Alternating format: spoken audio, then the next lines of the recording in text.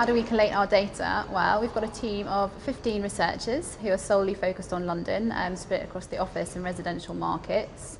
On the office side, we collate the data from a variety of different sources, and we're constantly talking to the agents, so we'll send out an availability check to each of them every month. We also get copies of in-house availability schedules on a monthly basis from the larger agents.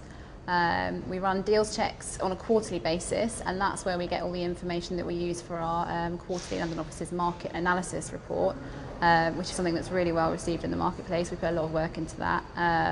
We spend a lot of time, we're focusing on all the deals that have happened, the big construction news, the big investment news, and that's published on its own. We present that at our breakfast briefing, and then it also goes in the magazine.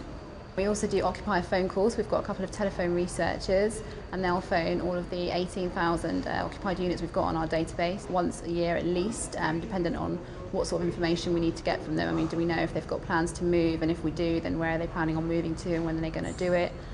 And if not, we'll just check basically that everything's still okay, that they haven't changed the company name, they haven't moved floors, which happens quite a lot. So anything really, so we'll call all of those.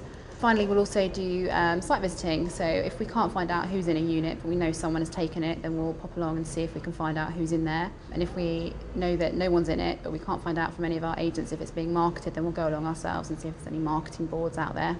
The difference for the residential team, they'll be looking at just different sources really for their information. So there's still a lot of internet and phone research that they do. So we'll be on the planning authority websites every day. We'll be looking for new applications, appeals on refused decisions, and decisions on applications themselves. So we'll track everything that happens in all 33 boroughs as long as it meets our size criteria. Then we're also reading the committee papers on a regular basis, whether they come out weekly or monthly. We'll go through those. That's where we'll find all of our larger decisions, and we'll trace that information down and add it all into the database, so it's much more easy to read for all of our users than having to go on and look themselves. We also do lots of talking to developers and agents to find out what's happening. Has a scheme started construction, or is the start being put back, depending on market conditions? Then we'll speak to the agents to find out if the scheme is selling, and if it is selling, how many units is it sold, and if it's not, we'll try and find out if the launch has been put back. And then for the resi, we get the bulk of our information from our site visits. So all of the team are out at least once a week visiting all their schemes.